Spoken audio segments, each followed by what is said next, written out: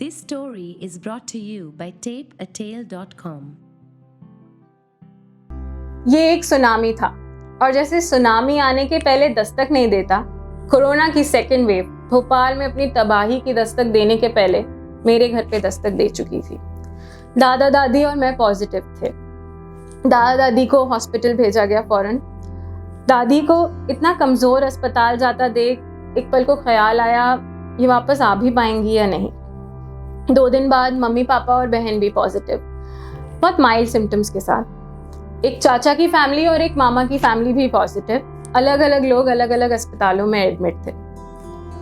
पापा के mild symptoms 1-2 दिन में कब एक नया रूप ले लिए पता ही नहीं चला। उनका ऑक्सीजन लेवल मुसलसल नीचे गिरता जा रहा था। किसी तरह एक पूरी रात काटी।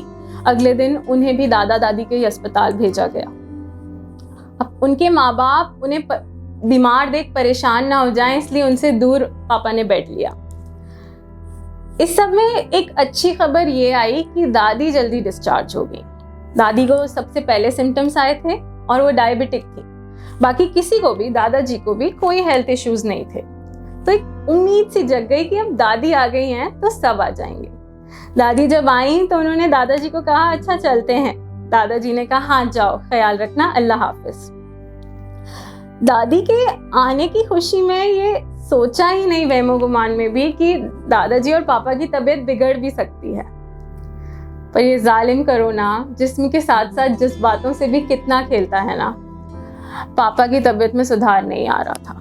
उन्हें वार्ड से आईसीयू भेजा गया था और अब उन्हें टोसिलीजुमाब इंजेक्शन की ज़रूरत थी। हमें पता चला था कि एक केमिस्ट के पास वो इंजेक्शन अवेलेबल है, पर उसने देने से इनकार कर दिया था। न जाने कितने घंटे कहाँ कितने कॉल लगे और उसी दुकान से वही इंजेक्शन उस ईमान बेच चुके इंसान ने हमें दिया। पापा की तबीयत में अभी भी कोई सुधार नहीं था और उन्हें आनन फानन में एक बड़े अस्पताल भेजा गया। अपने माँ बाप को एम्बुलेंस में जाता देखने से बड़ी तकलीफ कोई हो ही नहीं सकती। जिंदगी की अब तक की सारी तकलीफें एक तरफ और वो तकलीफ एक तरफ। वो तकलीफ और बढ़ गई जब दादाजी की तबीयत भी नहीं सुधर रही थी। उनके शरीर ने खाना लेना बंद कर दिया था। वो एनआईवी पे थे, पापा भी एनआईवी पे थे। एनआईवी एक छोटा वेंटिलेटर होता है जिसमें बहुत प्रेशर से ऑक्सीजन दी जाती है। मरीज होश में तो होता है पर बहुत ज्यादा परेशान और तकलीफ में। दोनों बाप बेटे अलग अलग जगहों पे अपनी अपनी सांसों की जंग लड़ रहे थे। अगले रोज पापा की रिपोर्ट देखी, उसमें 60% लंग इन्फेक्शन था। वो रिपोर्ट देख के हाथ कांप गए। हाथों ने कांपना बंद ही किया था कि दादाजी के डॉक्टर का फोन आया। हमें इन्हें वेंटिलेटर पे मूव करना होगा, आप लोग रजामंदी दे दीजिए। वेंटिलेटर, ये अल्फाज ही रूह कांप देता है। दादाजी के साथ समुंदर पार रह रहे एक बेटे और यहीं रह रहे एक और बेटे जो नेगेटिव थे और हर तरीके से हमारा ख्याल रख रहे थे, से मशवरा लेने के बाद हमने उन्हें रजामंदी दे दी। तभी एक और डॉक्टर का फोन आया और कहा कि I have to take his decision ventilator का। तो मुझे ऐसा लगता है कि अगर अभी हम प्रोनिंग करेंगे, जो कि एक नेचुरल वेंटिलेटर होता है जिसमें शरीर उल्टा लिटा दिया जाता है, अगर इसमें 2 घंटे इनकी बॉडी सस्टेन कर गई तो हम वेंटिलेटर का डिसीजन डिले कर सकते हैं। सबकी आस फिर बन गई थी और वाकई दादाजी की बॉडी 2 घंटे सस्टेन करी, बहुत तकलीफ के बावजूद। हमने तो आज तक यही सुना था कि वेंटिलेटर के नाम पे डॉक्टर पैसे कमाते हैं। इस अल्लाह के बंदे ने मेरे बुजुर्ग दादाजी की जान बचाने के लिए उस डिसीजन को रोका। हम लोग हेल्थ वर्कर्स पे कुछ ज्यादा ही तोहमतें नहीं लगा देते? गलती एक करता है, बदनाम हम सबको कर देते हैं। रह के ख्याल आता था कि कैसे उन्हें बचाने की जद्दोजहद में ये हैं जब हमारे अपने नहीं जा सकते अस्पताल। कोई उनकी गंदगी साफ करता है, कोई खिदमत करता है, कोई बचाने की कोशिश। इसी बीच पापा की तबीयत में सुधार ना होने के कारण उन्हें प्लाज्मा दिया जाना था। न जाने कितने जाने अनजाने लोग उन्हें प्लाज्मा देने की जद्दोजहद में लग गए। कोई अपनी कैंसर पीड़ित माँ को छोड़ के आया था, कोई अपने बच्चों को, कोई अपने बुजुर्गों को। और वाकई 2 फरिश्तों का प्लाज्मा पापा के लिए मिल गया। एक खुशी की लहर आई थी कि डॉक्टर का फिर फ़ोन आया कि दादाजी की तबीयत में सुधार नहीं आ रहा है और अब उन्हें वेंटिलेटर पे डालना पड़ेगा।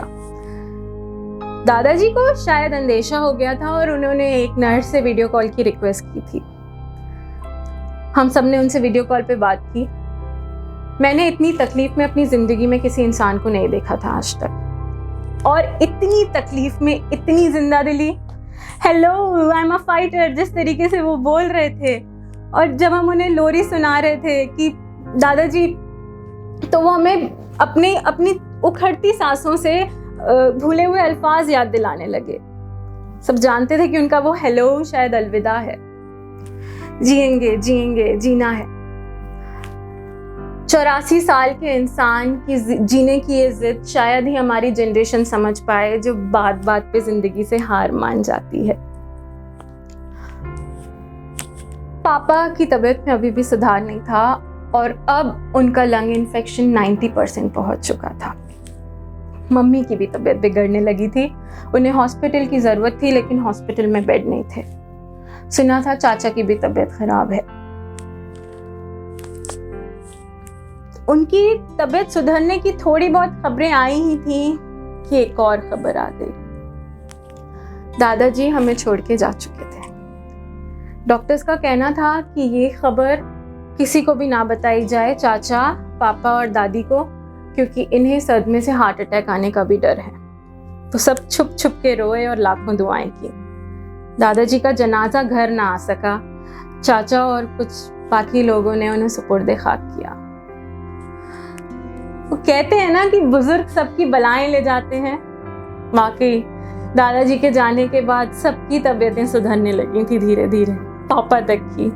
मेडिकल फील्ड का हर फर्द ये कहता है कि पापा का बचना एक मिरेकल है। 1 हफ्ते बाद पापा घर आए। उन्हें खबर दी गई, कहा मेरी मौत ले गए, और बहुत रोए। जो शख्स जिंदगी भर सबको बेटियों की कीमत समझाता रहा, उसे आखिरी वक्त भी बहू और पोतियों ने संभाला। 2 बेटे शहर में होने के बावजूद उन्हें मिट्टी ना दे सके। हमारे यहाँ कहा जाता है कि वबा में मरने वालों को शहीदों का दर्जा है। कोरोना भी एक वबा है और शहीदों के जनाजे घर नहीं आते। हम सब इस वक्त एक जंग में हैं। बस उम्मीद और हिम्मत नहीं हारनी है। शुक्रिया।